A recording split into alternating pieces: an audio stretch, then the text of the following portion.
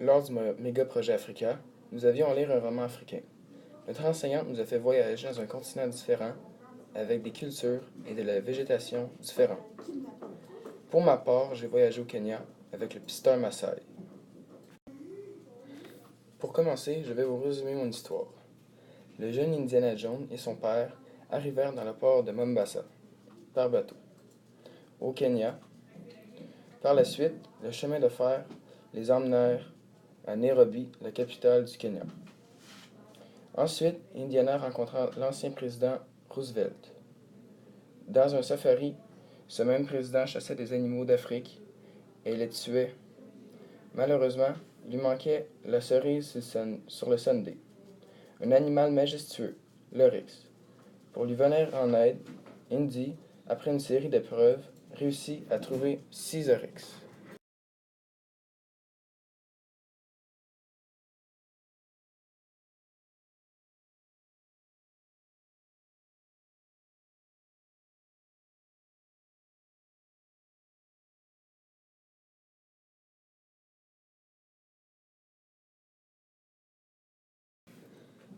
Pour commencer son voyage, Indy et son père arrivèrent par bateau dans la ville portuaire de Mombasa, qui borde l'océan Indien. Par la suite, ils prirent le train de la ligne A109 pour se rendre dans la capitale du Kenya, Nairobi, pour faire un safari. Le Kenya est un pays d'Afrique voisin du Soudan, Éthiopie et Somalie. Tout mon livre se passe dans le Kenya.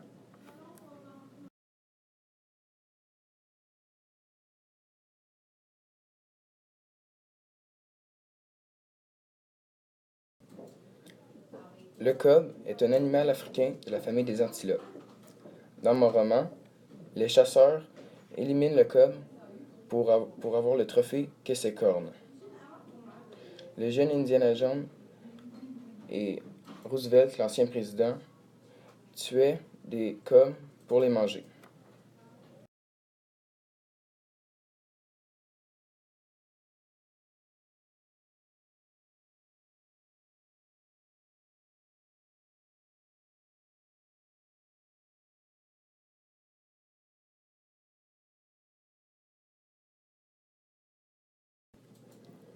Dans mon roman, certains peuples Maasai utilisaient ces sortes d'enclos pour enfermer leur bétail.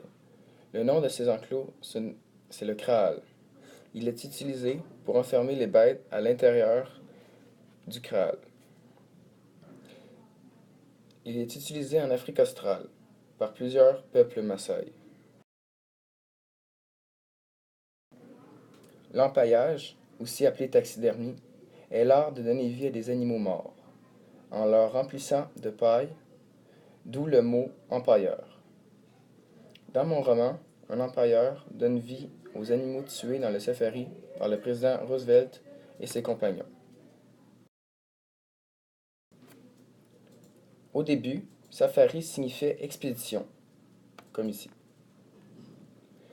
Par la suite, ce fut safari chasse.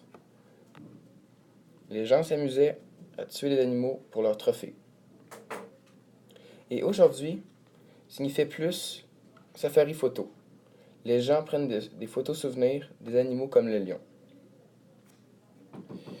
Et les hommes, ils chassent ici les animaux comme le kobe.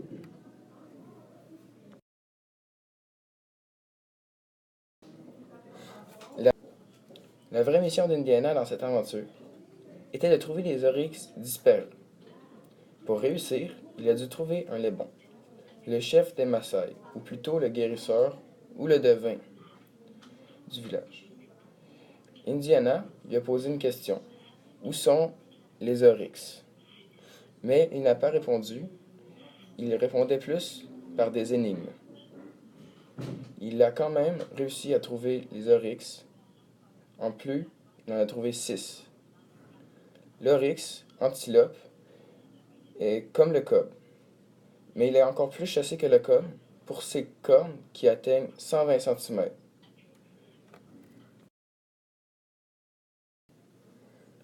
Lors de mon voyage en Afrique, J'ai pu apprendre et comprendre une nouvelle culture.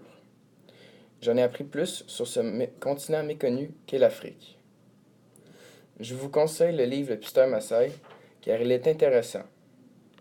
Je vous souhaite une bonne lecture et à la prochaine.